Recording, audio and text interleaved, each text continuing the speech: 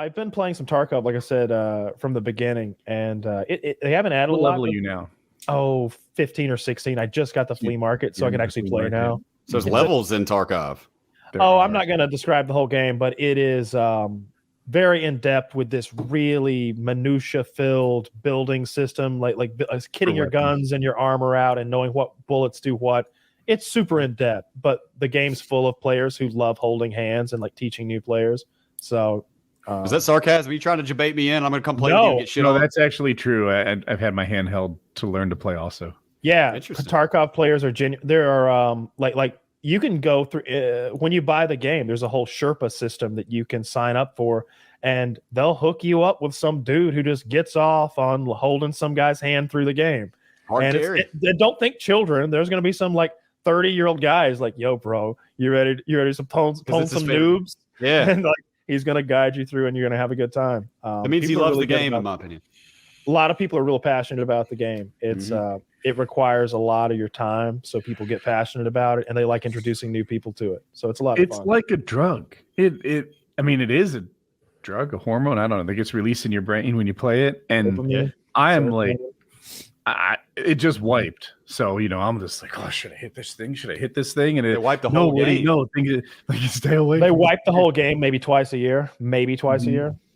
Okay, so it's not like Rust where there's individual servers and they wipe when they want to. The game wiped itself. Yeah, wow, there's the concept of this personal stash where everything you've acquired and accumulated and all of you've attained this high level in the game. You're like a level 50 or whatever, and now you have access to more odds and ends, better guns, better weapon, better armor and stuff because of your high level, because of things you've achieved. You have such a massive advantage over a brand new player, like in no other game. A guy who just starts versus a guy who's been playing for 3 months and has like acquired everything. This guy cannot even kill this guy. It's not even possible unless this guy's a moron. Not like Rust, where the other day on Rust, like I said, I ganked a dude with a bone knife and just came up all the way to end game immediately. That didn't really happen that often.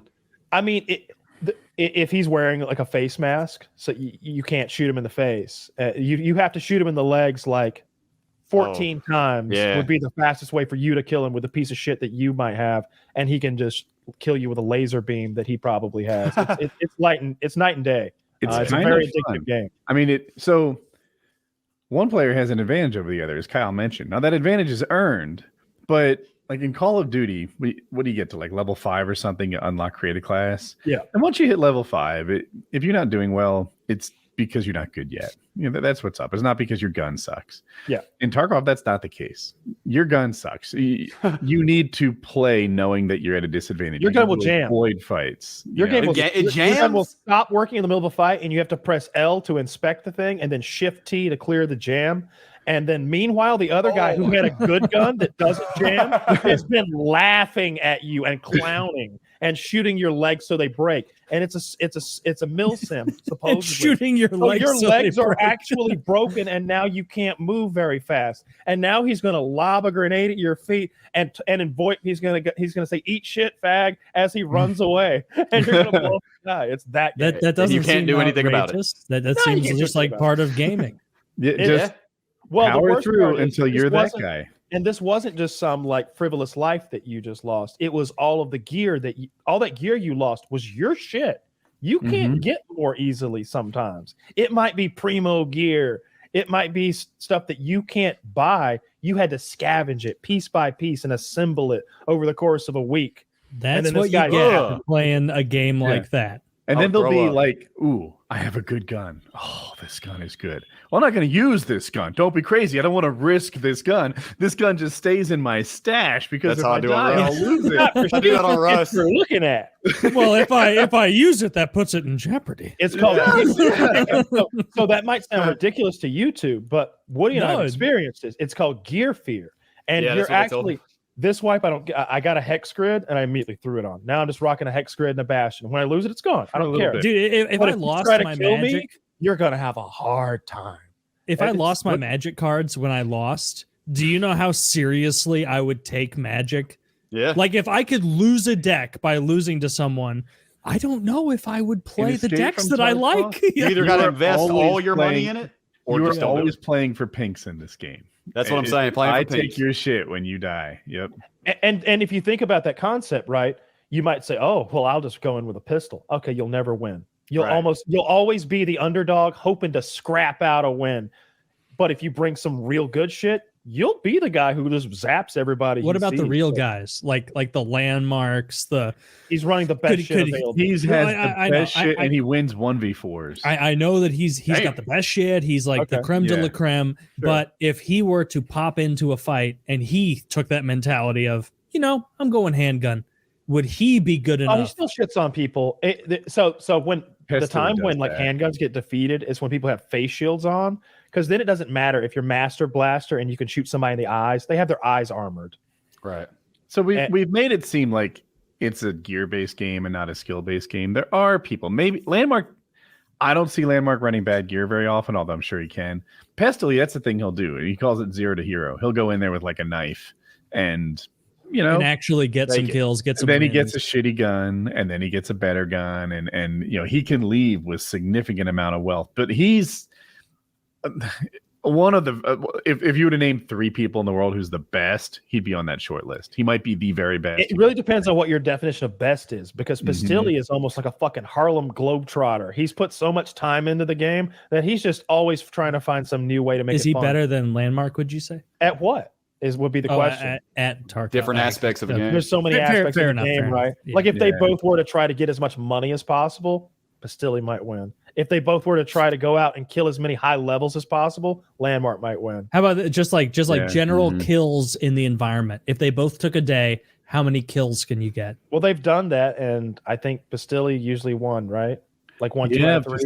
That seems pretty convincing. Like kills is a pretty good metric. Very, right? very good. Well, I would hope so. Right? I would think you have to sometimes you get lucky, and there's a bunch of noobs in your game who are not killing each other. They're letting you kill them in succession, and who's to say? Was one time, look at the draw. So Pistilli had a favorite sniper rifle that he liked, and he was in a world championship, right? This is like, anyway, a fan of Pistilli's came in that game and equipped the rifle so perfectly to Pistilli's spec. When he picked it up, it had the name that he gave that custom build.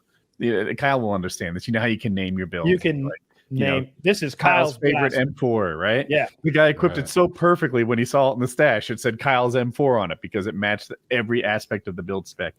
Damn. Yeah, it's pretty neat. Anyway, Pistilli's very, very good. I think a lot of people argue that his knowledge of the game makes him the best, whereas Landmark is particularly good at clicking on pixels. Yeah, and like that navigating would make him the a best. multi-angle fight.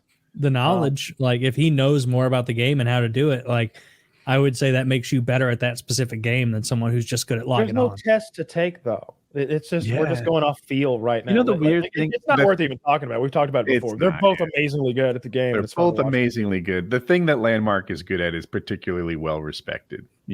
Beating other players with good gear. Yeah, and but then there's so many aspects of that game. You can be a pacifist. There's a guy, is it Noise Guy, who's never fired a shot. He's a Tarkov streamer who's never fired a shot. There's a guy named Nice Guy who doesn't shoot people, and he just gives people free items and stuff. He's just making friends out there. Yeah, literally, he'll be like, "Hey, I'm Nice Guy. I don't shoot," and like they'll be like, "Oh, what the fuck? What? Yeah, you want some cool loot? Sure. How does he get loot? Suspicious. This guy rules. I really like this guy now that I'm hearing about it. So he's just walking up to people like, "Don't shoot. I'm the nice man." And they're like, "What the fuck are you talking about?" And he's like, "I'm here to deliver gifts." And they're like, "Oh, he literally does that." Yeah. I guess. And they're suspicious as shit, I'm sure. Yeah, there's lots of different types of Every Christmas they put a AI in, like an NPC in there that's Santa. And he does that too.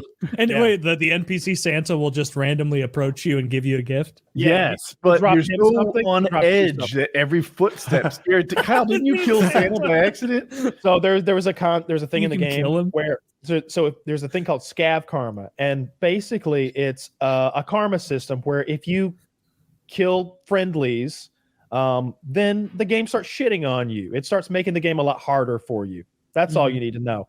They made it so killing Santa Claus, who's an AI, counts toward the negative karma tremendously. Killing one Santa is like killing like 25 of your teammates. Oh my God. But we didn't know it right away, so we killed him a couple times, and it really trashed our karma. Yeah, it fucked that whole wipe up as far as karma went. Yeah. Murdered Santa. Yeah, Maybe we murdered I'll play Tarkov multiple times.